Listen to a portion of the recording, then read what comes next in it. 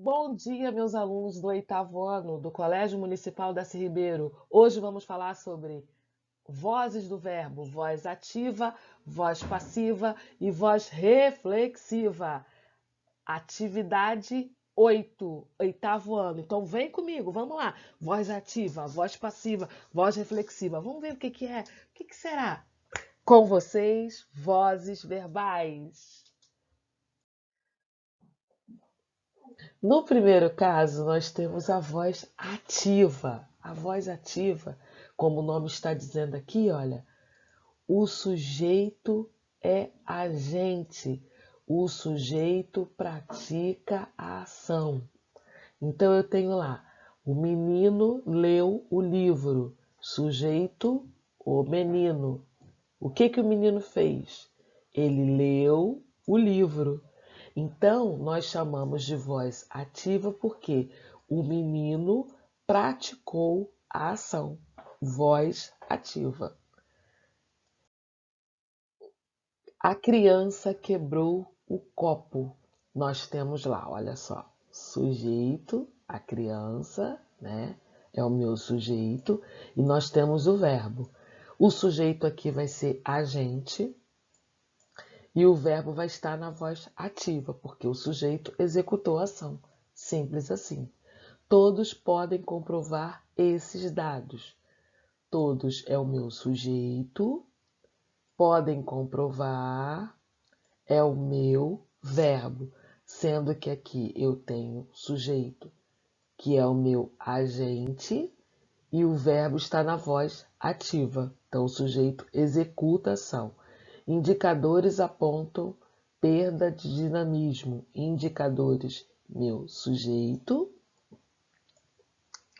O verbo é um verbo na voz ativa, porque o sujeito, ele é agente.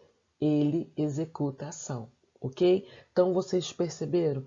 Tem que olhar para o sujeito e observar o verbo e ver se o verbo está executando ou se o verbo está recebendo. Se o sujeito, perdão, se o sujeito está executando ou se está recebendo a ação. Na voz passiva já acontece de maneira diferenciada. O sujeito na voz passiva, ele é paciente, ele sofre a ação. Então a estrutura verbal também vai mudar, porque eu tenho um sujeito na voz passiva. Então vamos observar aqui. O livro foi lido pelo menino. Sujeito, o livro. Você pode me dizer que foi o livro que executou a ação? Não. O livro sofreu a ação. Então, foi lido está na voz passiva. E o sujeito aqui, ele é paciente.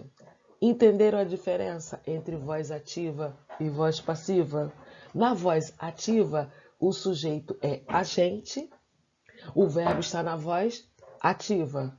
Na voz passiva, o sujeito ele é paciente e o verbo está na voz passiva. Ok?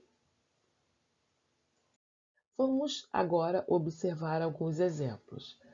As casas foram construídas pelos moradores do local. Casas é o meu sujeito, né?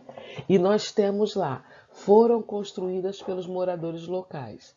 Eu tenho aqui, ó, um verbo na voz passiva, porque o sujeito aqui, ele não executou a ação, ele sofreu a ação. Então, o sujeito é paciente e o verbo está na voz passiva. Vende-se uma casa. Ó, sujeito, né?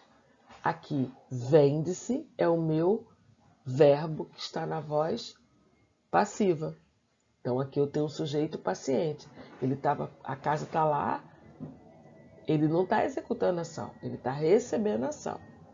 O enigma era desvendado pelos pesquisadores. Sujeito. Aí eu tenho o verbo, que eu tenho aqui, ó. Ele está na voz passiva, porque o meu sujeito é paciente e ele não executou a ação. Ele recebeu, ele sofreu a ação, ok? Temos aqui a voz reflexiva, é aquela em que o sujeito é agente e paciente na ação verbal. Ele pratica e também recebe a ação. Ele pratica e recebe a ação. Então temos o exemplo aqui, olha. Toninho machucou-se, olha o verbo aqui, ó. Machucou-se, vamos mudar aqui para a gente ter uma coisa. Toninho machucou-se, né? O que aconteceu? O nosso sujeito aqui é o senhor, seu Toninho. Toninho. Ele praticou e sofreu a ação. Ele praticou e sofreu a ação. Machucou-se com o brinquedo pontudo. Ele estava lá brincando, fazendo a ação e sofreu aquela ação. Então é a voz reflexiva quando o sujeito ele pratica e recebe a ação. Esse sujeito vai ser agente e paciente, ok? Entenderam? Então vamos. Bom, nós chegamos agora no final. Depois que acabar aqui, ó, correndo para fazer o exercício. Se tiver alguma dúvida, vamos conversar lá no nosso grupo do Zap, entendeu? Vamos conversar e tirar as dúvidas. Então, hoje nós falamos sobre voz ativa, voz passiva e voz reflexiva, ok?